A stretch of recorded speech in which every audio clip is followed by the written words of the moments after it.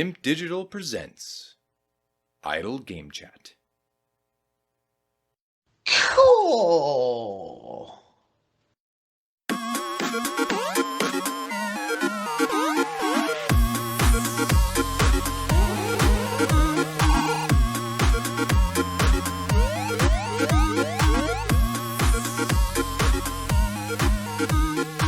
Hello, apps here from Dimp Digital. Welcome to Idle Game Chat. This is the weekly video games podcast where we give our impressions of the games that you can play today and react to the latest goings on from the wonderful world of video games.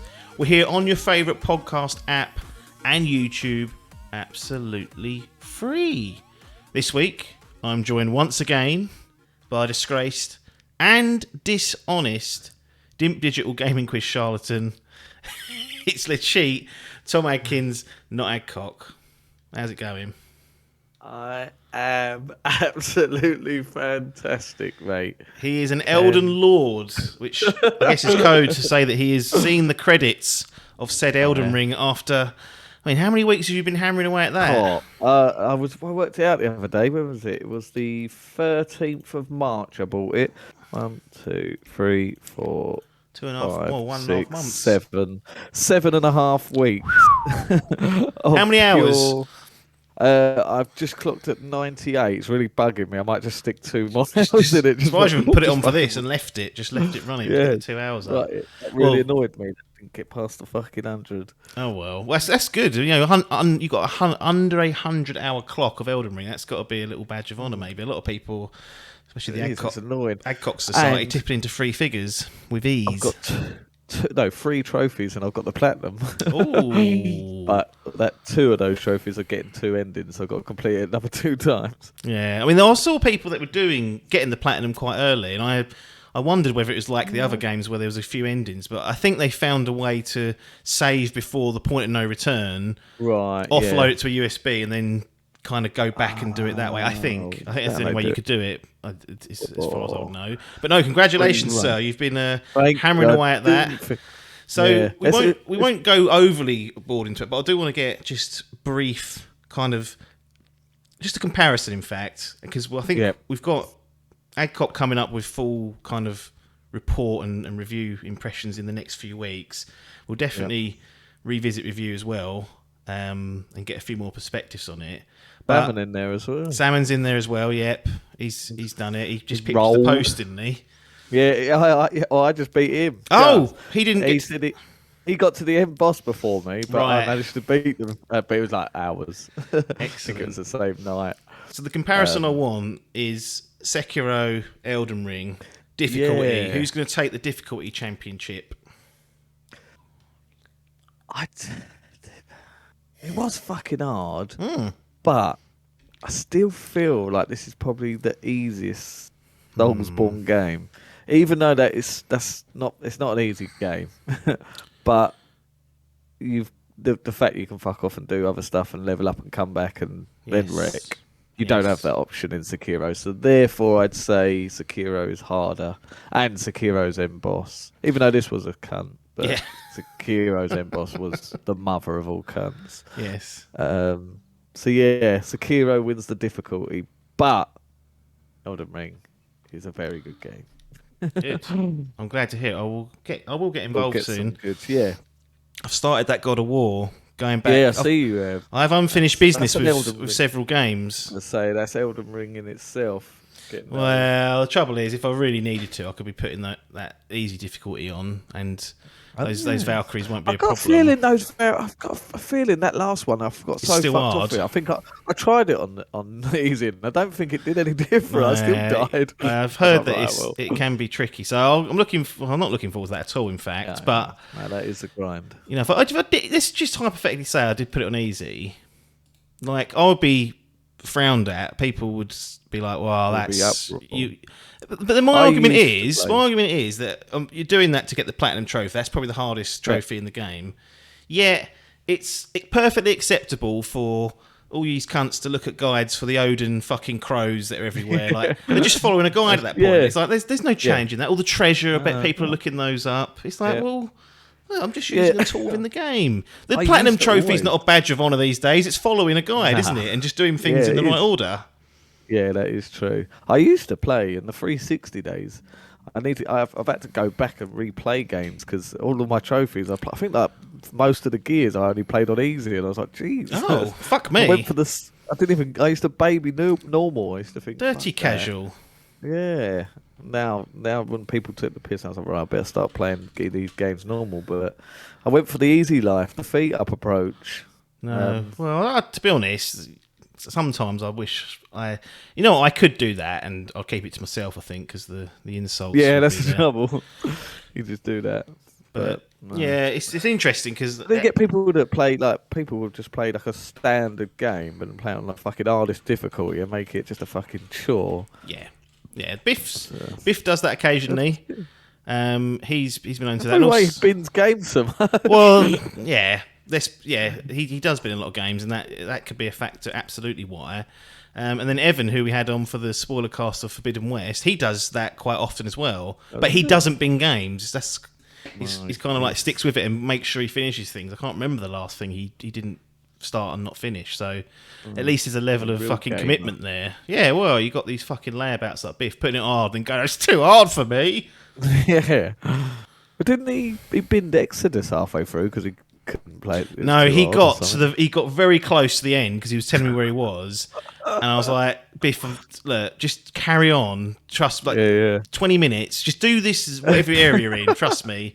And then he did do it. He did actually finish that. He did, did he? It was Assassin's Creed Origins where he got to like the penultimate mission and binned it. Literally did, yeah. Unbelievable. I think he saw Valhalla the way through as well, didn't he? In the end, second try, he had to second buy it again. Oh. He's played over 100 hours, so I assume he's finished it. If not, he's fucking milked that. Yeah. Well, I'll tell you what, you message him and ask him about that Valhalla and we'll get a live reaction. I'll do the setup because we do come here to speak about some of the goings on in the gaming industry. I'm going to start things off. This is what I would call a tentative best way to start a podcast. And it is slightly lower tempo, but the reason why we're mentioning this particular game is because it actually was on our Gaming's Most Wanted list, which we need to do a refresh of. But now I'm kind of thinking we're close to June. Do we just kick the can down the road and relaunch that, after the showcases that we'll chat about a bit later briefly? But the day before, which is you described it as if the Division fucked The Last of Us, and then you'd get this game, which may well be accurate. But this has been delayed to 2023. It was originally scheduled for June this year, so it was literally round the corner from it. And it's moving to Unreal Engine 5. That Adkins, seems like a fucking huge ball ache. I am not. I don't trust this. Who are these people? Yeah, this is the thing. If they were like, this is like their first ever big game as well. So I suppose, you'd think that's just what. Well, I suppose.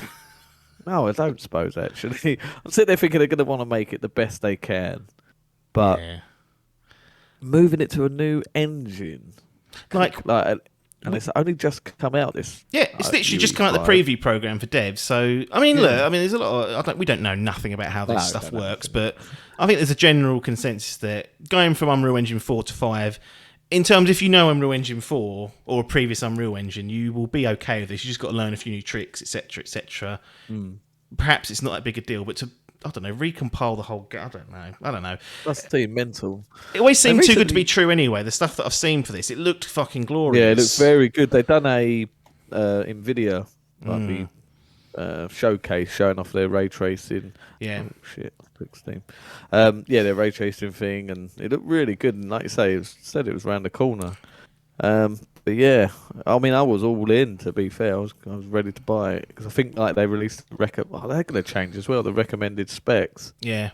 And I think mine was just enough for it. So I was like, right, I'm committing. And now, obviously, if it's going to a new engine, then that could change. Well, that's the other thing, isn't it? Because we've played, albeit a very small piece of that cherry in terms of the Matrix demo that was on PlayStation, and also it's been released on PC now. I saw the Digital Foundry boys did a video on that, and even powerhouses are struggling to get good performance out of it. Now that's something that's clearly trying to push things big in the fidelity front. So I'm sure they could scale it back and get the frames up, but I don't know. It's always weird. I'm not going to give away what I would put in my, gaming's most wanted, but this sort of news means it might not make the cut on mine. No, I've got to say, I did consider the hype list when this news broke. It was Steam's most wishlist game as well, apparently. That is insane, isn't it? Yeah, there is some hype here, but we'll check in back on it. Hopefully they'll see some nice stuff there. Fantasy Gaming League, nothing's really going on. This is actually a lull. Barren wasteland now. It is an absolute. It is a disaster. Ready to buy a new game. There's nothing. Nothing to buy. Getting those backlogs. No one bought that. No one had that little Japanese game, did they? That can't remember what it's called. Taki something. It's like a little side scroller. Nah. That's it. Hall had Stanley Parable Ultra Deluxe, which in the Grand Prix has given him a nice 89. So he's Trek to Yomi. Oh yeah, no, that's what I saw the reviews for that this past week, and I am somewhat disappointed in that. I thought that I was going to say I thought it was Devolver, so like Devolver, like I think it's like Wild Hog Games are the developers. Like, they don't, but Devolver don't usually publish to it, and it's. I'm not saying it's to it, but the scores are in the low 70s last time I checked, which isn't optimum. It is on Game Pass, so for those of you who want to just try things and maybe it'll stick with you, you can jump on there. But it is also available on PlayStation. It's like 15 quid or less, so it's not a particularly big investment of a game. But no, Hall got himself Stanley Parable Ultra Deluxe after about 3 years. He's had that on a list and it scored an 89, so well worth the wait. It's brought his average up to 80. One of the one I tried to sub in, wasn't it? Yeah, to be honest, you would have been close to popping the champagne bottles like that quadruple if you'd got that in on your team as well. So that was always an opportunity. But yeah, it's a bit quiet there. The transfer window won't open until June, so there's a few more weeks for people to see it. Salmon doesn't quite understand the rules still. So I need to explain to him what these transfer windows are. Cool, especially closes. We'll discuss this later, but a certain showcase has been confirmed. Oh, yes. So that will definitely give some ammunition for people to start firing off. So people are going to have to be on their game there. Let's get into some of the news. So we were off last week, bank holiday break. Holiday feet up. I checked, actually, speaking of the bank holidays, and in theory, we don't get one until... Because they fucked about with it. Because of this Platinum Jubilee, it's a Thursday, Friday at the end of June. That's weird, isn't it? I mean, it's a lovely long weekend, but I'd rather have the Friday and Monday all day long, but that's not what's been installed. Now, our normal rule is if there's a bank holiday Monday, we take the day off, but that's scuppering us slightly because that falls outside of us, so I don't know what we're going to do. I feel like we should have feet up, but... We just bring some champagne, get rashed. Just get absolutely caned in the name of the Queen. Yeah, won't get many complaints for that. Do the Silver Jubilee. No. Get our jubblies out. But the next legit Monday one will be not till the 29th of August. That's a fucking slog till then. We'll see. Anyway, we were off on bank holiday weeks. There's been a few bits and pieces that have happened in that couple of weeks since we last spoke, but we'll be here for a few more weeks. This is episode 98 as well. So we're closing on episode 100. We do have something lined up for episode 100. I might just explain it now. There's no point holding it back. Like we've essentially gone away and have decided to try and rank the top 100 games that have been spoken about on Idle Game Chat in the 100 episodes. Now, look, people are saying, well, how did you make that list? Surely you must have missed something. I'm almost certain I have. But I do keep a log of everything that's kind of reviewed on here. So they're all in. And there were episodes where we did our Game of the Decades. So they're in Games of the Generation, games of each platform at the end of the generation. There was actually quite a lot of older stuff that made its way in as well. I basically did as good a job as I thought I could. And I've put a survey together, sent it out to the Dimp crew. They have voted on it. And the results are in. So Adkins and I, as part of the episode, will just run through the top 100 games that have appeared on Idle Game Chat as a little bonus treat. So that's the plan. Unless something tragically goes wrong, we'll be sticking to that. But we are episode 98 now. Then it'll be 99. Then we'll have our big 100. And we'll see where we land after that. Might pack up. 4 hour minimum. Well, I don't want to be doing that. 20 minutes to run through 100 games. Try and do that. Really cut people short. Anyway, the news. Embracer acquires Crystal Dynamics, Eidos Montreal, Square Enix Montreal for $300 million. Square Enix also sells Tomb Raider, Deus Ex, Thief, and other IP, plus over 50 back catalogue games. Crystal Dynamics, Eidos Montreal, and Square Enix Montreal will be part of a growing publisher, as we know as Embracer, along with around 1,100 staff between the three developers spread across the 8 locations around the world. So these 3 studios are quite big. They've got good geographical locations. It's expected to complete between July and September this year, pending approvals, as we always say. Embracer gets, as I said, Tomb Raider, Deus Ex, Thief, Legacy of Kain franchises, the 50 back catalogue. According to Embracer, so during the announcement, they were puffing their chest out saying that Tomb Raider has sold a total of 88 million copies worldwide, and Deus Ex has done 12 million copies. Square Enix will keep IPs like Outriders, Just Cause, and Life is Strange, plus a few more. And they've said, this is Square Enix's word, the sale will help, quote, investments in fields such as blockchain, AI, and the cloud, end quote.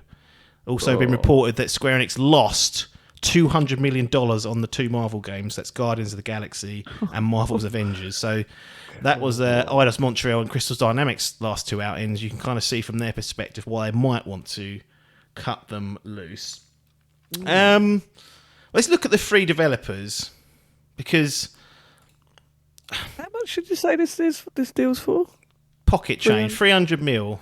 Thank you. Yeah, that seems very low. It does. I think that's the general consensus for most people, is that is very low. Like these are studios that are pretty talented. Studios, yeah, just a Tomb Raider franchise on its own. Yeah, I mean that's so that's been around the gaming scene for 25 years, and the reboot.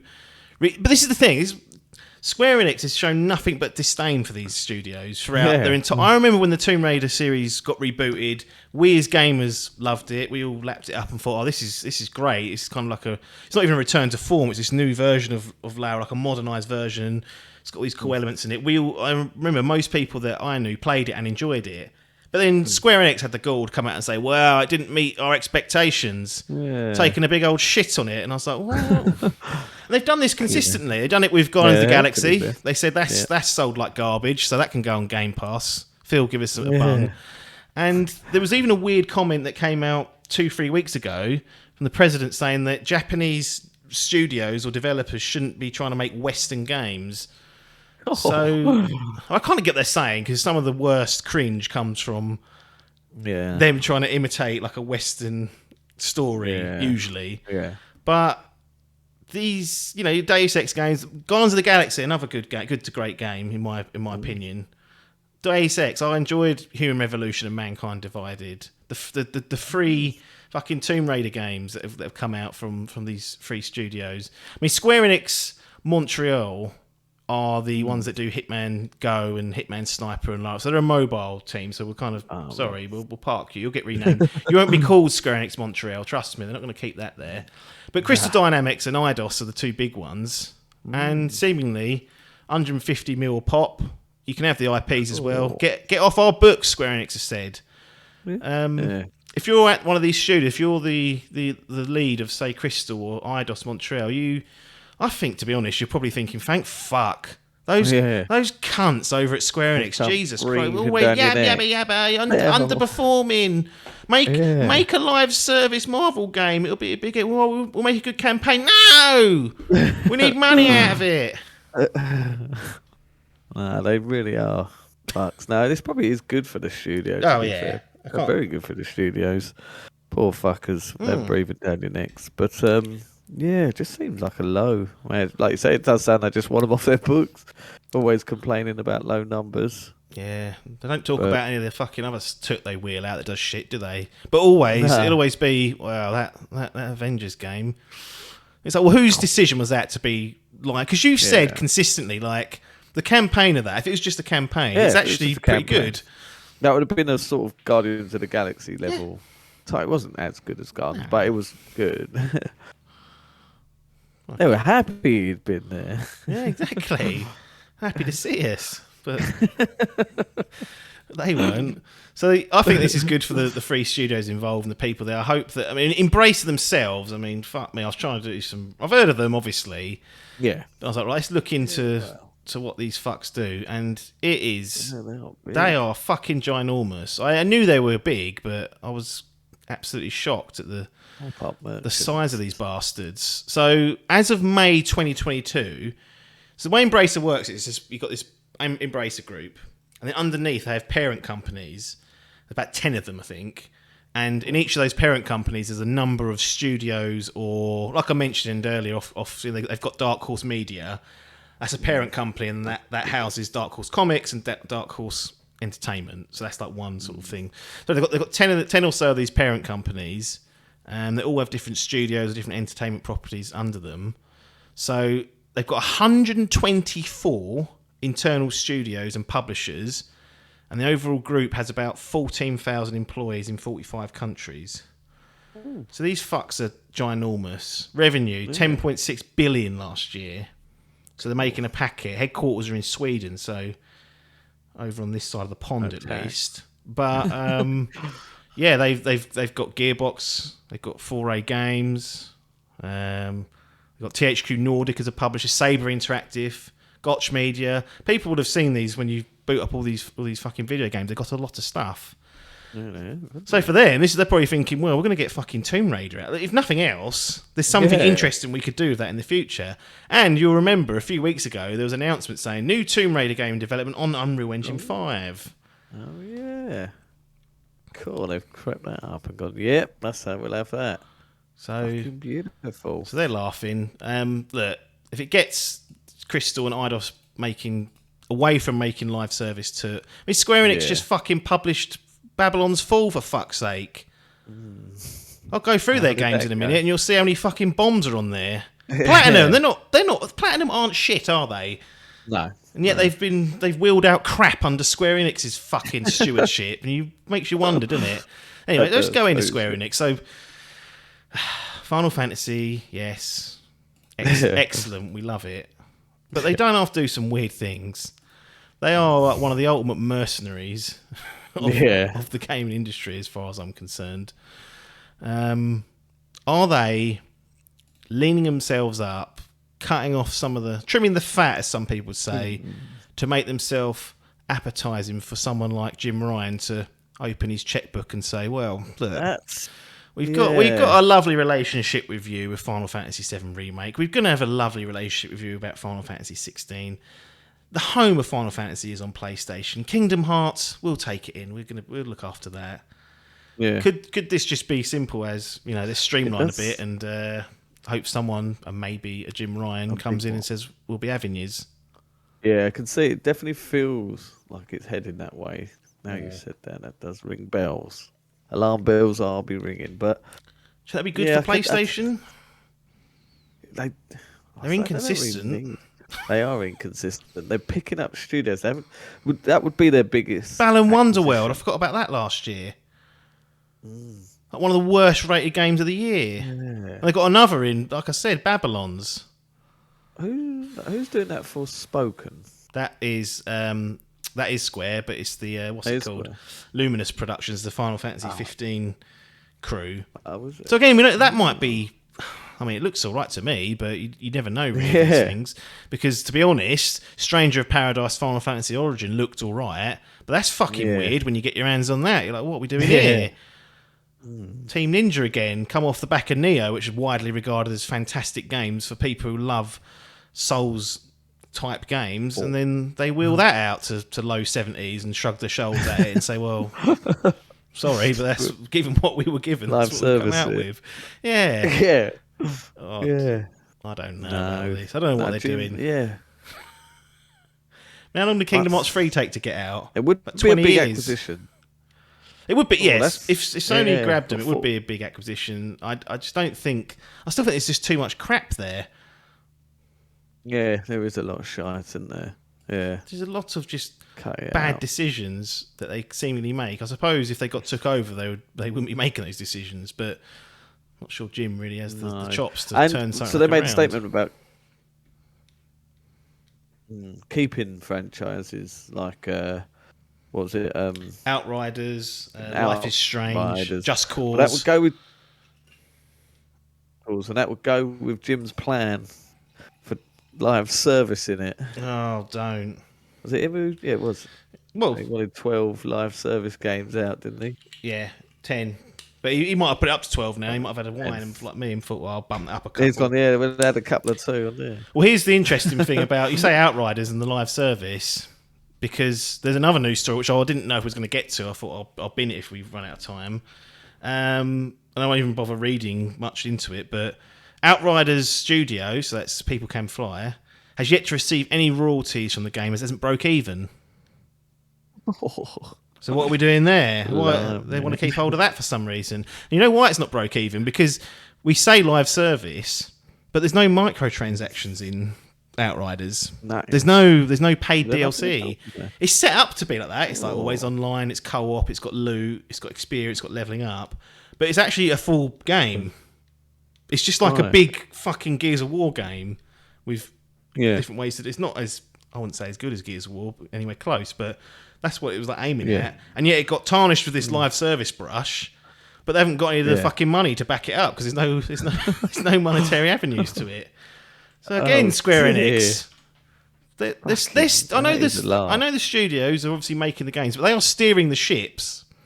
They're making decisions. Having a laugh over there. Well, you're having a laugh saying that. Life is Strange, True Colours. Maybe that was all right. That's working my way through. That got done. I don't know. Weird. Yeah, it is an odd one. Very strange. Weird. I hope the best for I hope the best for Eidos and Crystal, that we can get good Tomb Raider games or Deus Ex. Even if maybe they go and do something else. I know Crystal Dynamics is still working on Perfect Dark with the initiative and Xbox and Microsoft, so that's unaffected by this.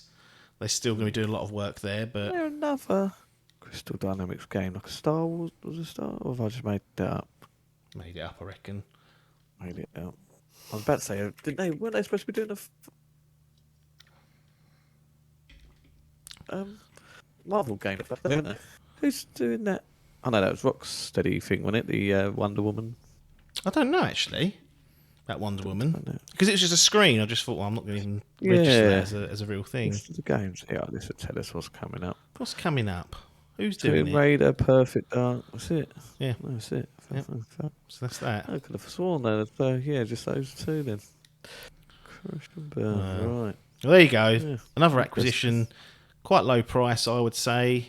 The games haven't sold well, but again, is that poor marketing? Is it? We just don't. It'll be know, interesting really. to see under a new banner, wouldn't it? Definitely. Yeah. Just so it's an interesting acquisition, and it's strange how cheap that is. That sounds like they've gone, we'll tune that off, and you can do that because we've got a fucking handshake deal later with Jim Ryan. He's going to buy us $3 billion. So I mean, to be fair, if the reporting of that the last two games that the two of those studios wheeled out between them lost 200 million, you can kind of see why you're like, right, we kind of might need to get rid of you lot. And they're like, what? Like, yeah, gonna have to let you go. Sorry. There will be redundancy. This has been imposed upon me by Jim breathing down my neck. But we'll see. It'll be interesting to see how they land. It's all still got to go through, but hopefully some brighter bits and pieces for the Tomb Raiders and the Deus Exes. I mean, I never played Legacy of Kain, but people have big interest in that. I remember vaguely playing them on the PS2, like the days of the film. But yeah, I could imagine if you went back to them, there'd be an absolute barrel of it. They're always on like Steam. I think I had a wish list. They're always like £1 or something. One thing that Embracer, or one of the parent companies beneath them, seem to do is they have a good nose for just getting things out on modern platforms. Like I remember there was that. I've completely blanked on the game. There's like Red Faction. They did a remastered version of it. And that's right. Who was asking for that? Absolutely no one. Yeah. And yet, people that like that game, I don't think it was much good, but there was an opportunity to play it. So I expect to see collections of these older games to appear on modern platforms, and we'll see what the future holds. As we said, Tomb Raider apparently in development on Unreal Engine 5. That's years away, as you'd expect, but That's that. More acquisition news, more business. Let's get into some technology in games. VRR, variable refresh rate, finally lands on PlayStation 5. You can treat this a few ways. One really lazy way to do this would be to say, well, Xbox has had VRR for 3-4 years now. Well, what's it matter? They're PlayStation behind the curve. I kind of tend to think, well, that's a fair comment. But that is lazy. That's a lazy way to cover it, isn't it? And I want to avoid doing that simply because I think it does a disservice to people out there. It dismisses most people who just have a PlayStation 5. There's not many weirdos like me and you that have both of them. You've either got one or the other. And I know people out there listening have just a PlayStation 5. They just sit there and say, well, it's on Xbox, see you later, it's been there years, next. Is no good. So we're gonna talk about it as a good news story because it's better than late than never. It's there now. And this has been something that's been promised since the PS5 launched almost. Like it's not going to be here at launch and people are like, oh, all right. But it is finally here. All's well that ends well. 18 months. Yeah. Mate. What is VRR? Some people are asking. They're shocked. But basically, you need a HDMI 2.1 compliant display or TV. And the long and short of it is, and I won't go into the big details, is that it will smooth out gameplay when your frame rate fluctuates. So if it goes from 60 down to 50, up to 55, the end user should not notice that as much as they would had VRR not been there. So it smooths out any imperfections in that space. Now this implementation only helps games that are above 48 frames per second. So if you're below that, you'll still see this choppiness. Most of this generation, I would argue, I don't think this has really been much of a requirement because I think most of the developers have done a really good job at targeting either a 30 or a 60 and hitting it. Very rarely do we get games that have not been hitting it. Now, there is a case to be had for the 120 FPS type games where they're a bit more up and down, but then you can't notice them as much, etc., etc. But it'll be useful definitely for the 120 FPS crowd for sure. But up until a little known game called Elden Ring come along, it was almost like, well, it'd be nice to have. But Elden Ring, poorly put together from a technical perspective, runs from 60 all the way down to 32 FPS in performance mode. It's all over the place. You've got the PC version stuttering and spluttering its way to a 97 on Metacritic when it first comes out. And the console side, to be frank, the only way to get the main way to get a smoother experience was on the Xbox because it had VRR. Now, PlayStation has VRR. This was a timely use case because it's one of the few games out there which will show the advantages of this technology, of this firmware update. And Adkins, I'm assuming you basically closed out the latter part of Elden Ring with VRR enabled. And he's here to report back on, is it a load of Digital Foundry guff? Don't really matter. Or did it significantly increase and improve your gameplay experience for a game that we know hasn't been on top form when it comes to stable frame rates? So I give you the floor, sir. Well, with my findings, I didn't do a lot. No, I did some brief findings. Will be interested to see to go back and give it another little test once there is a dedicated patch made for a certain game, because they've given us two options. Not two options. There's two tabs. You can turn it on or off, auto or off. And then you can also have a tab that will enable it for unsupported games. So it does like a sort of auto. Just chucks it on and says, look, if it breaks the game, don't be coming for us. Exactly. Like that boost mode on PS4 Pro. Exactly that. So with that, and I wonder if my findings were due to this not having its own dedicated patch. Cool, it's going to shit on it all. I'm happy to announce that for the most part, it did improve my performance of thing. But I could see it kicking in. That's because it drops below 48 FPS. Right, yeah. That's it. That's the key. Cool, he's muted himself by accident or either on purpose. Oh, Potentially. bloody hell, right. There he Went is. to push something. I'm back. I got all excited. Thinks it's so John Linneman. He's getting sweaty about it. Good old Johnny. Hello, John. Do you reckon ain't that watching. will... Nah, he's Yeah. busy, isn't he? Do you think that will carry on? If they did a dedicated patch, or just because it still drops? Or Well, I think Be interesting to see. so Digital Foundry have done a video on this. I think if you do a dedicated patch, you can do more with it. Like you can Right. trick it. You could. I mean, one thing you could do is just turn down very slightly a level of detail so it doesn't go below 48 FPS. Right, Then it eliminates yeah. it that way. But I think they can do other things. The way that it's been implemented on the PlayStation 5 is that the developers can actually do a lot more with the VRR. Like Insomniac have gone out there and basically unlocked all their frame rates at the higher end, so you can have like performance RT, performance ray tracing mode running from anywhere between 60 and 115 frames a second. And because you've got VRR enabled, it will look like buttered arse. So if you've got, I mean, Insomniac are just great with things like this. They always seem to come they up really with, do. they've done the 40 Crumbs. FPS mode in Rift Apart, which was excellent. And as soon as this came out, they were on that list of like games that have been patched and redone. They've spent the time to. I love the work they do yeah, over they there. do really. They do. So yeah, I think with a Under that, dedicated patch, they could absolutely make this a Yeah. better experience. But you're saying, so you know, in terms of percentage though, is it a big improvement from what you had, or is it still noticeable and you're still like, come on? There was still some in, and it's one certain area I went to. It was like some sort of like misty woodland area, and you'd always have like wind blowing, and that's where I always noticed that was it tanking the most. Yeah. So that's instantly where I went back to done, and like I say, it started off and I was like, "Cool, it's still here," and then all of a sudden I just heard it go, "Boop," and then it was flawless, and I was like, "Right, that's weird," but there was some sort of jaggedy in there. Yeah, it wasn't. I wouldn't say it's clear cut night and day, but yeah, I could certainly see it kicking in. So yeah, I'll be interested to give another go once there is a dedicated patch. But it Well, certainly if is they working. do one, they might not bother From Software. No, they could.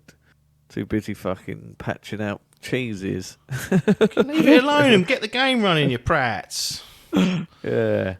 They don't really seem to have done much with there. They're just No. expecting to go and buy up a fucking PS4 or They something. don't give a fuck, do they? They don't give No. a shit. Yeah. So But- I mean, so VRR will work on. You can, as Adkins said, you can turn it on. It will try and work for most games. Some games have specific patches where they harness it much better. It won't work on PS4 games. So if you have a PS4 version, then that won't kick in for that. But any PS5 game, you can force it on if you want to. Which is Shelley makes about the screen turn. I think it was like Far Cry. Yes. You used to get a lot of that. I think I didn't buy it on PlayStation because I remember having a dodgy fucking screen tearing session. Biff with commented on the one of screen those. tearing on Far Cry 6 several times. Yeah, he said did, didn't and when he? Biff notices Yeah. things like that, you think, cool, that must be bad because he's not all there, is Oh, he? talking of Biff. Has he responded to reply. our earlier question? Shelley No. also said it's good news. It's good for the consumer. So why give it a negative spin? Correct, Shelley. That's exactly where we're trying to come at. And sometimes, to be honest, we get roped into these little stupid wars and are like, well, Xbox has had it. It's like I'm trying to actively not do that because it really is easy to do that. But let's speak about this for people that have got a PS5 and have been waiting for this because it will improve to a certain extent many of their games. Games, but just for the listeners waiting, they've been waiting all podcasts for the answer to this question. Yep. Biff did not finish AC Valhalla. No, but very close. The story of that boy's life. Indeed. Well, that's VRR tapped. I mean, I said to you, I'll play Elden Ring once VRR's there. Molding it to. Well, look, you're talking about dedicated patches now. Maybe So you got to wait for maybe that. I've got to wait for that. We'll see. Yeah. We'll see. To be Oh, fair, they have been. I'm going to play it. I just like to kick the can down the road. Let's wait till the game's out of beta, and then I'll play it once it's running well. Yeah. Got a little bit of potential. Well, E3's dead, we know that. But Summer Games Fest has announced its date, and it's going to be June the 9th. So Oh, that'll what be is that? a lovely little showcase there, which I guess is going to be probably the big one for the summer. Thursday. It's a Thursday, yeah. It's about 2 in the morning job. No, it's about 6 o'clock in our time, I think. Oh, is it? Yeah, I don't think it's too terrible. And then Xbox and Bethesda are doing a showcase on June the 12th, which is a Sunday. That one's at 6 p.m. So we have to try and organise a post. Well, post podcast. I was thinking that can involve a piss up. We came out yours, didn't we? Did we watch like an England watched the EA one, yeah. EA one, didn't we? Fucking awful. Get that going again. So in December. They're the two things that have been announced there. So that's good. They're ploughing ahead. The question of the week. Here's the question of the week. Ooh. Will Starfield appear at Summer Games Fest just a few days before the Xbox and Bethesda showcase? It can be a teaser. It can be just a little glimpse. It might be like, here's something for you on Sunday. But will Jeff have secured some level of Starfield? Because we've even seen Microsoft do a conference or a showcase, show a bit of Halo Infinite, and then they gave away the release date on Jeff's opening night live for Gamescom. So they got a little bit of rapport going there. Jeff's like, look, I've got more eyeballs than you. Let's be honest. This is the thing. Yeah, he got Elden Ring, didn't he? Yeah, that was his big. So I could see that happening. Yeah, that definitely could be potential. That could be the big one. Do we think it's still coming now this year? Yes, has to. You do. Starfield is. Yeah. If Phil was blown that, Phil, you talk about him being a friend of the show. That's on the chopping block. Yeah. Well, I suppose we've seen in-game footage, but not actual gameplay. We're going to get Starfield's coming. They're not going to let us. They can. Anything can happen. Yeah. I preface it with that, but genuinely, I think there's such an important game. They announced it last year, so 18 months in advance almost. Yeah. I kind of feel like they wouldn't. Not a war killer. About that. Still haven't got an official release date for yeah. I mean, no, we've got none of that. But there may be some news that the final piece of the puzzle may point towards something for Sony. But we've got at least E3 of a fake E3 building here. Yeah. We'll do a preview of those in the week before, and probably have some leaks and stuff to go off. But it's nice to see those announced in like a nice tight window as well. The 9th and the 12th. That's kind of the same week and weekend, which is good. Yeah. Jeff's also doing IMAX viewings for Summer Games Fest and the Game Awards. So apparently his dad owns or he's got a massive stake in IMAX. Oh, so really? He's leaning on Papa. I wonder why that. Yeah. Papa's Maybe we'll do that at Dimp Day Out. We'll go to spend all that kitty down the IMAX and get absolutely caned. Okay, that's a great idea. All the nerds really hating it as we chat over the important dialogue during all the trailers. That would be quality. Imagine. I don't think they'll do the Game Awards in the UK because that'll be like 3 a.m. The IMAX won't be open for that. But it did say UK for the Summer Games Fest one, I think. Cool. Book the day off work. We'll go down Basildon. Book the week off. Do it properly. Yeah, could do the properly one. That is very true. But I could see. I can't think unless there's going to be some. What else? So I saw there's a leaked part of an interview where Keely's talking to Howard. Cool. So I think it's gonna. I don't think it's gonna be the blowout. No, I think they're gonna say tune in. Here's a little glimpse of Starfield. It'll be a cut together trailer, and then it'll be like tune in Sunday to see the big blowout. And then Howard's gonna be up there 90 minutes going, look, here's the first. 20 minutes part of the game. I hope they do that. I think that's kind of what it needs. Yeah. They have said it's going to be 90 minutes, this showcase, potentially. 40 minutes on Starfield. I wouldn't mind that. I actually wouldn't mind that. But I'm just thinking last year, I don't know, when we'll preview it properly, but a lot of the stuff they showed last year is just... Where's that gone? Yeah. What's happening? Where's Redfall? Oh, God, it's coming out in the summer. Hello? Silly bastards. No chance. Final news story. Maybe a glimmer of hope for Jim. God, I've absolutely blown the tab that had the story in it. It came up with all the cookies thing and blurred it out. A new Final Fantasy XVI trailer is set to air soon as the game nears completion. Producer Naoki Yoshida provided a fresh update on the delayed game. He was actually speaking at a near reincarnation of Final Fantasy XIV crossover live stream. I don't know what that's all about. Oh. And he said the game was finished and would be released in the near future, and that they're basically just going to be polishing it. So we're in its final stages. It's been gone for 2.5 years, it feels like. We know Sony had their claws in on this. The rumour on the street is a May showcase for Sony. Could that be where we see Final Fantasy 16 and Kratos and Atreus trying to avoid Ragnarok? What's the percentage bet on a PlayStation showcase or a Sony showcase in the month of May? That's In where the I'm month gonna of draw May, the line. I could see that as a fuck you to. We're not getting involved in any of your fake. They don't want it near it. They won't want it near it. No. They will not want that near it. So yeah, I can't see them going off. When did they do a big one? July? I can't remember. They did it last year. I feel like it was maybe May or July. Yeah, either side of it, they've definitely done one. But yeah, I reckon that could happen very well. And yeah, it has been so long since we've seen anything. Yeah. So May, yeah, I'm gonna go May. I'm going 80% May. 80% May. I'll go 60 just to rein it in a little bit. Yeah. But I think that'll do for the news part of this Excellent. section. We have Cool. some gaming impressions lined up. In fact, I know what it's going to be this time, so I know more than you for once. You've got the Forgotten City and Final Fantasy VII Remake Mission Intergrade DLC. Oh, a doubler. So look forward to that. And thanks for joining us on this week's episode. We'll endeavour to be back next week, or I can never promise anything. You never know what might happen. We might get to episode 99 and go, fuck it, I ain't doing this anymore. See you later. Suck it. I might go, no, I'm going to go and play golf instead on the weekends. Pick up a new hobby. Do it that way. But no, we appreciate you listening or watching wherever you may be, and we'll see you on the other side.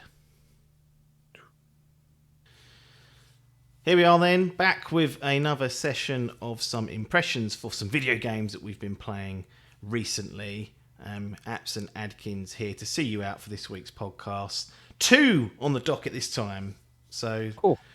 breaking a normal tradition, I'm going to try and fit in a couple. We'll see how it goes. If I keep making these intros longer, then we absolutely will run out of time. If I just got on with it, everyone would be quite happy just to move on. But this time, I've got, first of all, the Forgotten City.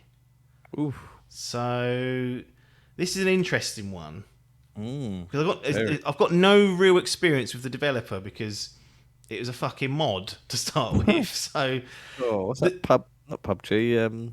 That was a mod. That start of a mod? No. Daisy. That started as a Daisy, mod, no. yeah, for Armour. This is not dissimilar, but what they've done with the Forgotten City is rather than rebuild it using the same tools, they kind of started from scratch again and done it and redid it, changed the setting as well, because originally it was like Skyrim settings, so it'd be like dwarves and things like that. This is now Roman Empire setting, so it's a much more different setting. Because there's a no-clip documentary about the Forgotten City, which only worth watching unless you've played the game, because I think they skirt around spoilers in the game, but there's certain stuff they say, and I was like, I wouldn't have said that. If I was Do you doing watch it after? I did, yeah. Literally, as soon as I finished it, I was like, I've had it on my playlist for ages. I'm going to go and watch that. But it's with like the lead, which is Nick Pierce. It's an interesting story because he was working at like a law firm and was doing the mod on the side, and then I think there was like I don't know if it was PC Gamer or a big article went up and was like saying how successful it's been. It had been downloaded millions and millions of times, and then it got back to his work, and someone was like, "Nick, is this you?" And he was like, "Yeah, that's what I'm kind of doing in my spare time." And then they made it abundantly clear that he needs to stop doing that. He needs to be focusing on his law career. Cool. And that was like not the main reason, but that was one of the catalysts. He thought, "Oh, you know what? I'm just going to pack up."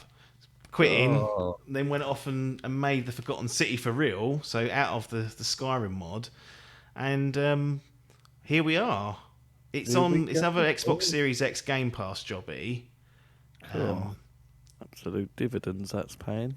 It does for these kind of smaller titles. It feels not going to keep churning out first party stuff. They do a half decent job, but I find these games more compelling than, say, we had the Rainbow Six Extraction earlier in the year.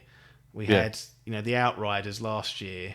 Yeah, like these games that are third party, like they're quite high profile, but they just don't tickle bollards.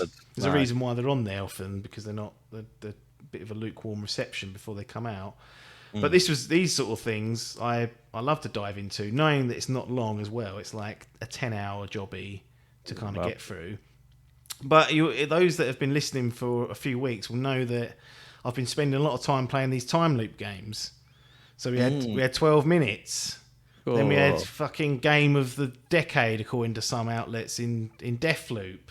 And then we get the Forgotten City, which is essentially a time loop. So I will set up the parameters of the game just so it gives you an idea of what's going on, because it's quite not a strange game, but it's quite unique because there's not a lot of combat and whatnot. It's a lot of conversational and sort of problem solving.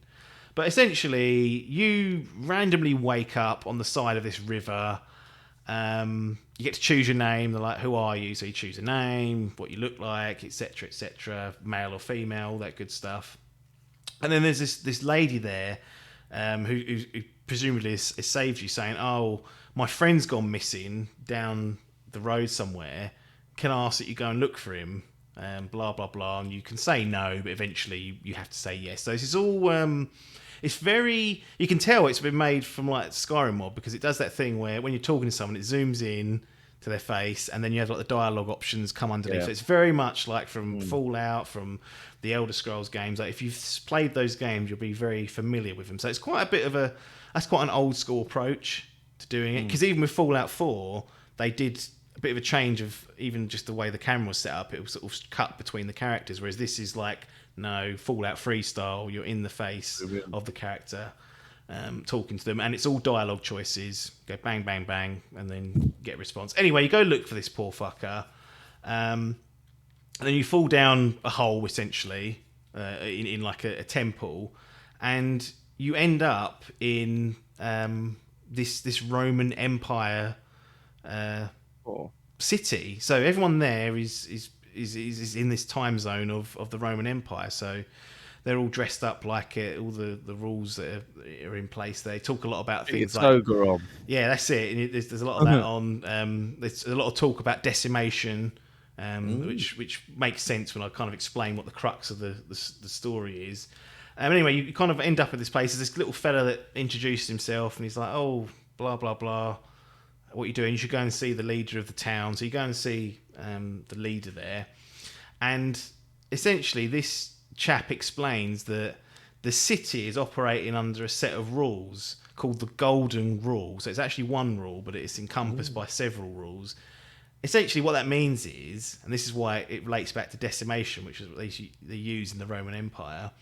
If one person breaks one of these rules, aka the Golden Rule, then they are all wiped off the face of the earth. The gods come along, kill them all, basically. Oh. So they're living in a society where they have to follow the rules, like no stealing, no murder. Right. These are never explicitly said to you. You don't actually know exactly what makes a golden rule and what doesn't. Although one of the first things I did, because I was wandering around being Snoopy in this fucker's like little house that he's in, I went in his chest and saw he had some gold. I picked it up, and it triggered the golden rule. The screen shakes, and then it goes. And what happens is there are these statues that come alive that are all around the city, and they fire arrows at you, and they start turning. They fire arrows at all the people in the city. They turn them to gold, so they go bang. They get turned to gold. When that happens, you have an opportunity to run back to kind of like the portal essentially, and then reset the loop. So that's how you reset the loop. It will do that. Anyway, the chap that's running the city, he's kind of like the designated leader, he says at some point someone is going to break the golden rule today and we're all going to die.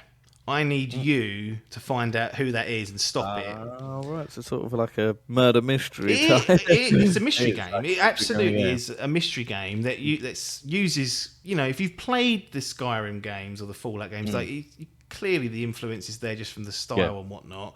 This looks a little bit better, I must say.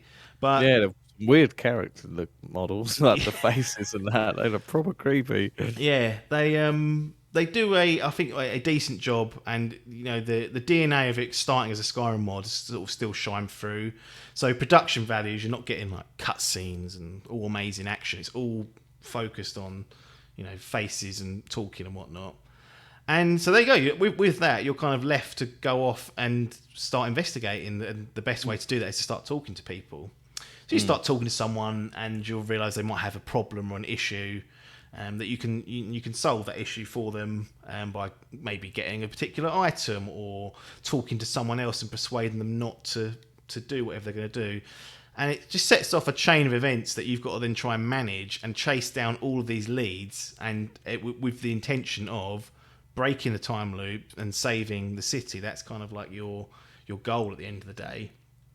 And I've never really played anything quite like it, where it's so reliant on just dialogue, dialogue. That you're chatting to people, they're giving you you get a good. There's probably just shy of 24 people in the town or the city or the village, and they all have a story to tell. Eventually, you'll become so familiar with them, you'll just know them by name by just wandering past them. You'll know their history. You'll know what fucks them off. You'll know what's annoying them, and you'll know, if you do nothing, what potentially happens to them that day, because over time you pick up on all the different events that are going on.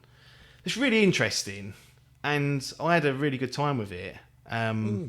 It's just one of those games that you just don't come along too often. And to be honest, out of all the time loopy games I've played, the two I mentioned earlier, this is better than 12 minutes for sure. And even Deathloop gives a run for its money. They're different games. That one's an action game. This is the complete opposite to that. But it's great. It's really, really is good fun. Now, obviously, as you can see if you look the game up, it's not the best looking game.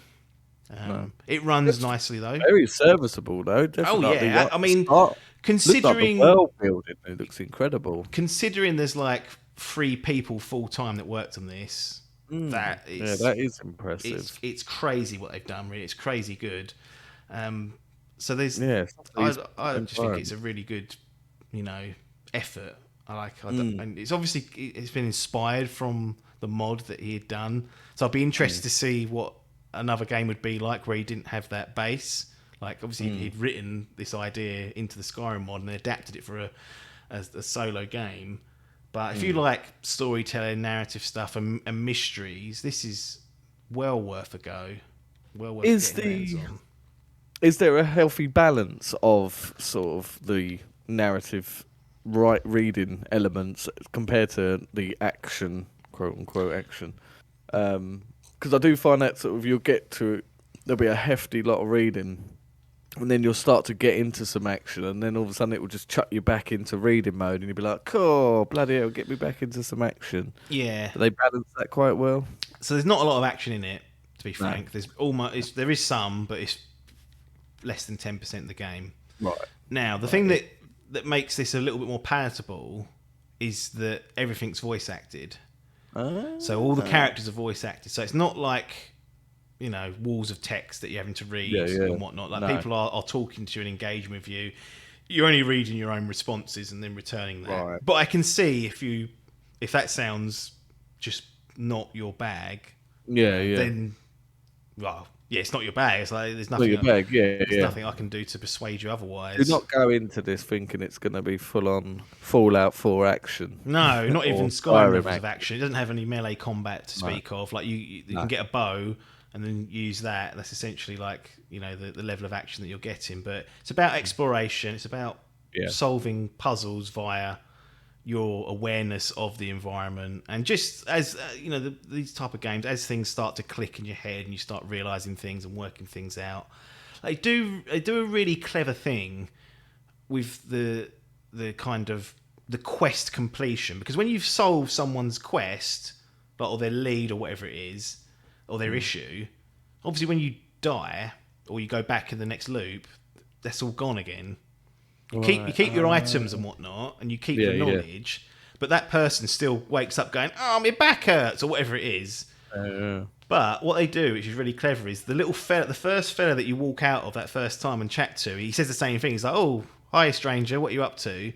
You can cut him off and just say, "Can you go and do X, Y, and Z for Bernie? He's got a bad back," and he goes off and does it. Oh, excellent. So rather than you having to then go through the same cycle of helping Bernie out of his bad back, you send him off and he does it. So if you're trying to then stack outcomes to see what's going to happen at the end of the day, that's a really efficient way of doing it, because you don't have to actually physically go through the rigmarole, go through all the dialogue choices again, la la la la.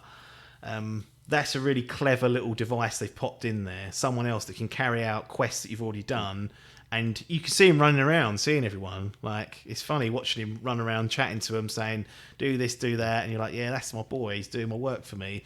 And over time, you build up more of these things, and you get him to do them. So you can kind of peel back the onion of the story. Yeah, that would get on your fucking tits. Because when I first did it, I was like, "Oh fucking hell, I've got to go through this whole rigmarole again." But that's a really smart way of solving that issue. Yeah, absolutely. One thing that does annoy me just slightly, you can die in this, so you could jump off something and die. Oh, right. If you break the golden rule, or someone else breaks the golden rule, you can get killed by those archers. Now, I don't like the fact that when you die, you have to reload a save. It just I'll reset the loop. My point exactly. Like, it's not we know time loops bollocks. It don't exist. Yeah. But in my head, it just feels like this kind of undoes a bit of the time loop element that your character can. Yeah. There's an outcome where they can just die. I was like, surely, I don't know. You could just put a narrative device in there where if you die, the day just resets, and then that's sort of your punishment, rather than it being like, "Oh, just load your save." Because that's more frustrating sometimes, because you think, "Oh, I've got to reload that," and it's like 7 minutes ago. And you can do a lot in 7 minutes. Right. So you think, to try this again, I've then got to do those fucking same bits again. Whereas if the loop reset, you could go and do something else for the day, or you could go and get old fucking matey boy to do it if you'd got to the completion stage. So that's the one thing that just bugged at me. And I know that's a small thing. It's not really a major criticism, but the way that Ronnie works is that he has these rules in his head. If you start breaking them, he gets the ump with them. Nice. Did this run well? Or was this an old? No, it ran. No problems. No problems with performance. No problems with any stability issues. Like, really clean, considering again what a small team that put this together. And just super impressive given the resources they had. Yeah. Obvious rooms for improvement. Like, it is kind of what it is. It's not they have all the gameplay mechanics that you typically have for games these days. It's very much a narrative focused mystery game. But for that job, it does a really good job, and I'll be really interested to see what they do next. Now, I've definitely got an eye on whether he comes back to the table with another idea. Cool. Yeah. Any other questions about the Forgotten City before I? Why is it going black and white? What's that mean? I think that's when you've triggered the golden rule. Oh, is that the golden rule? I think so. Yeah, I can't remember now exactly why it would do that. But if you love your mythology for gods, from Romans and from other periods, like, it's very heavily linked into that. I know some people. I think Adcock likes all that stuff, so he would enjoy this. In fact, I know he's played parts of it. I don't think he ever quite finished it. Done a bit of a biff on it. The world building does seem pretty extensive as well. Like, you can see it's got that sort of element from Skyrim where you're picking up items and can look at it, and it's got information and all that. Yeah, there's depth to the universe they've created here. It's really really decent. The narrative itself, the moment to moment stuff, the people you meet is really good. I'm not convinced the overall arcing story necessarily is the best thing in the world, so that's another thing maybe I would go, perhaps not. But when you're dealing with time loops, you've kind of got to give up any sort of expectation that it's going to come together amazingly well, because it's difficult to do. But no, super impressed with the Forgotten City. Therefore, I'll give it 8.0. Oh, solid 8. A solid silver. Lovely. Well done, Nick, for throwing your law career away. Yeah. And making this game for me to play, and then taking money off Phil to put it on Game Pass. So I had a go. Yeah. Well done. Well done, Nicholas. Interesting. Oh, there you go. In the bag. In the bag. Right, moving on. Final Fantasy VII Remake. Cool. Episode intermission. Blimey. Or Yuffie DLC. I don't know what. Yeah. I think it's called episode intermission, which means nothing to Intermission, anyone really. But this is the DLC for Final Fantasy VII Remake. Now, we've played the game, we've played the base game, both enjoyed it thoroughly. And that's two people that haven't finished the original. Oh, and no. I've been going back watching the original because I'm not getting involved playing it. That's just my way. That's just my way of dealing with older games and just having time to do it. Like setting aside 25 hours to do that, I'm just not going to be able to. Whereas I can watch an hour or two every week on a YouTube video in some downtime. So I've been doing that. But this is an added piece of DLC, not featured in the original games. This is all new, a kind of a new backstory for the character Yuffie. Who is actually, in fact, in the original, like an optional party member. You can miss her. I think most people find her, but you can miss her throughout that game if you're breaknecking it. Yeah, I don't think I'm up to that bit yet, but I possibly may have seen her because when this was announced, I sort of thought, don't recognise her or anything. So no, it's not a choice they've gone for it, but no, well, it just kind of to me signposts that in the next part she's going to play a role. Probably with Cloud and whatnot, and I don't know where it'll go because as we've spoken about before, this is a unique way to remake a game. But the setting for this particular piece of DLC is kind of during the main game. I'd say it's kind of just between acts 1 and 2. Yuffie comes in to the slums and wants to find this rare materia. And she's out to do that's basically the mission there. And obviously, with it being a video game and a story to be told, that there's other things that happen. But she bumps into like the local Avalanche guys that you would have recognised. Got it in for Shinra, so she's going into basically to infiltrate their base to get this ultimate material that's there. And then escape. That's kind of like a plan. So it's split into two kind of parts. The first part is in like the slums. So you'll enter the slums, and there's a few like little side quests. That little VR fucker's there, so you can go and fight some battles to earn those summons that come in. It's worth doing. And then there's like a mini game, like a tactical. How to describe it really? It's not a MOBA.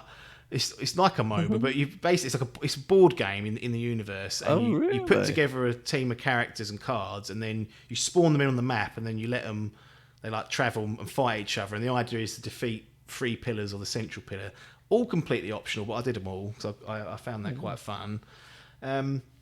And there's like a dungeon area, which is pretty much like the first episode part. You go and do that, and then it will click to episode 2. And then the second part of the episode is in the Shinra HQ. You'll go there and actually carry out the mission.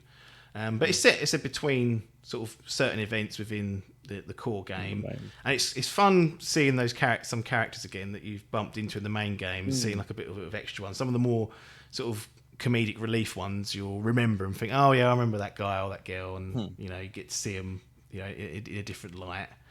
But really, I mean, Yuffie plays quite a lot differently to a lot of the other characters in there. She does have what's the style? It's more of a range style, I'd say. Like you can throw out like a ninja star and hit them with it, and then you can start piling on like magic damage whilst that's sort of on them for a few times. So a lot of evasive maneuvers, quite squishy. So don't want to be just trying to hunker down and take it on. Like, it ain't Barrett, like it's not right. Yeah, a brute. It's a few big hits and she'll be on her ass. And you do have a one party companion that comes with you throughout this. His name's Sonnen. And he can take a bit more damage. The thing is, though, you don't control Sonnen. Oh, you can. But not like you can't switch to him. Oh, right. So Can you command him to do the moves like his ATB? Oh, that's it. So his specials and his ATBs you can command him to do. And then you can also sync up attacks with Yuffie. So if you've both got an ATB meter, you can have him like boost your specials or one of your ultimates, and that adds a bit more flair to it. But you have to charge that up as well, and your ATB meter is charged slower when you've got like the syncing up active. So it's a little bit of a different change of pace in that you never fall away from controlling Yuffie, and you from a distance control Sonin to help out. Offers you're a little bit more. I found it a bit more difficult, but then again I hadn't played the game in months, and I mentioned this weeks ago that I really struggled for the first part of the game. It's tough at first. It is. I did kept dying, Adkins. Yeah. Just kept on dying, and it is. What was frustrating is it did click eventually, but not till probably 2/3 in. I'd say, okay. and the thing that really helped me is that in the sort of the second episode, there's like a little optional training area where I don't know if you remember in the original, you could it's to destroy boxes in a certain amount of time. Oh yes, I remember that. Yeah, bonus boxes. That's it. So there's another area for that for Yuffie, and that's where I really got to grips with how she worked and the best way. Because I wanted to get the top scores, I was trying that, and after that, I was pretty good with her. So I wish they put that at the beginning in the first episode, because I'd have gone straight in there and just been like, right, I need to get acclimatized to this. But I don't know if that's the game's fault necessarily. That's player skill, isn't it? It's like it wasn't impossible. No, absolutely wasn't impossible. And towards the end, I wasn't getting close to being put down, so I clearly got back in the groove of things. But yeah, no, it was just watching footage from this this MOBA-esque thing that you were talking about. Yeah, it looks. I didn't know nothing about this. It's like completely different setting as well. It looks like a sort of cartoony-esque. It just looks like a different part of the game. It's incredible. Yeah, and there's just people sitting around in the slums that you go and challenge. Oh right. It's funny. It's called Fort Condor. The Fort Condor. Yeah, and I don't know how to describe it other than you choose your loadout of different like characters, and then you have a bar. I think it's an ATB bar actually, and if you've got enough over time that charges, and when you've got like 900 points, you can deploy like a stronger enemy. 300 points, you can deploy a weaker enemy, and each character, just not saying enemy, each sort of piece on your board, each character has like a strength in melee, ranged, or I think they call it Vanguard, which is like a mix, and it's like a rock, paper, scissors. So melee is really strong against ranged, but Vanguard is really strong against melee, and range is really strong against Vanguard. So it's a case of like seeing what the enemy's doing and thinking, right, they've got a load of range stuff, let's chuck my melee down there, and trying to figure out those sort of tactics that are going on as well. And then eventually you unlock different like board pieces that are more powerful. So you eventually get like a thing you can put down. It's expensive, but it's like a factory, so it just prints out every 10 seconds like a new melee character. So that could be quite useful. It's not overly in depth, but it was a nice distraction. I mean, I spent 7 hours in this DLC in the end. Cool. So, that was doing meaty. Did I do everything? I think I did everything that was sort of side available to me, and did the main game. So that was a pretty good. I think it's a good return on the DLC. Yeah, and definitely worthy. Yeah, the only thing I would say. Go on. Story-wise, would you say it's integral for someone to play? If you've played Final Fantasy VII Remake, you don't. This is not necessary. Not necessary at this stage. Right. Now, if the idea is that Yuffie's going to play a bigger role in Remake Part 2, this would be, I feel like, a useful companion piece, because you're going to get to know who she is. And I can only assume that's the direction they're going, because they've made a DLC for her. So it's probably one of those things that I would, once we get more details about when, the second part's coming, dive back into this, pick it up on a sale or whatever, and do it. I think it'll be a nice primer, because I can't see how in the second part she's not going to appear somewhere, given we've just done this DLC. So for the actual sort of start to finish of Remake, I'd say no. But I think for future installments, it would be nice to have this backstory of Yuffie. Yeah. She's a bit of an annoying twat, if I'm honest. That's one of the drawbacks of her. She is very irritating, hugely immature. Doing all this.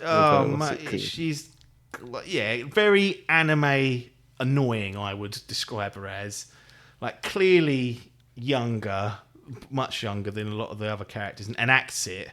It's not like all old shoulder, young head on young shoulders. No, this is young head on young shoulders, and an irritating fucker at times.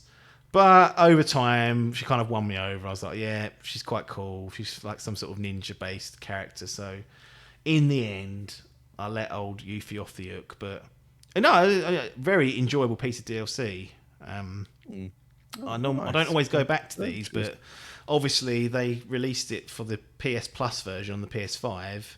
Oh, that's right. The PS, that was then I could then download the PS5 version of Final Fantasy VII Remake.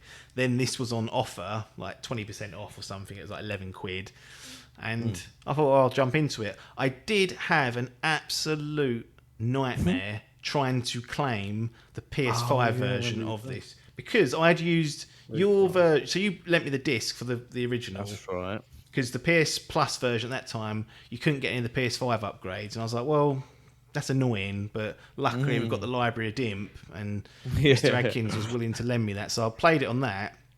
And what happened was, I couldn't then download the PS5 version digitally, which was now available to me because I had the PS Plus version, because my license was tied to the disc version. So every time I'd try and launch it, it'd go, where's your disc, mate? So I haven't got the disc, have I? I'm using this version that you're giving away now. They're like, no, your license is tied to that. So many days later, after going back and forth with Sony support, eventually they removed the license. It still didn't work after that. This went on for like 2-3 days. And then one day, I just went into the storefront, and I noticed there was a new section for this. It was like, it said select version. Hit that, and there was two. It's a PS5 version. So I just selected the second one, and then that one let me download. So I think at some point they added a new, like, separate. It wasn't even on the page though. It's just a version, like a separate version for people that had fucked up their licenses before. So that's not the game's fault. That's just Sony's fucking stupid ways that they've been doing things lately. That should have been PS5 enabled from day dot, but they fucking hung people out to dry. Got a load more sales because I bet people are like, I want to play the PS5 version. And then within 6 months they went, you can have it now. You fuckers. Fucking bastards. Anyway, episode intermission, decent enough, impressive. The more I think about Final Fantasy VII Remake, the more I like it, and this is just a great companion piece. So, a easy 8 out of 10. 8.0, silver solid. Silver solid, boys. Get playing it if you're going to play part 2, is what I'd say. Certainly, Get some rich backstory. Let's just do it. Yeah. And that's it. Ain't no fucking time killer either. No, 7 hours is perfectly reasonable. And like I said, that was me doing all the Fort Condor stuff and the training stuff and the VR stuff. There's extra stuff in there for me to do. There's another side quest I did. I was going around fucking ripping down posters. I was like, what am I doing? But I wanted the rewards. I wanted that material. Yeah. Oh, cool. Yeah. Beautiful. There you go. Anyway, that's another edition of Idle Game Chat in the books. As usual, if you've joined us and got to the end of this episode, we are very grateful for that.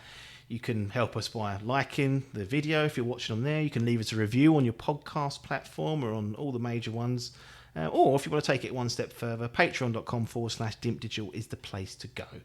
But it's time for us to log off. Nothing more for us to say here, though, other than thanks for your time and ta-da.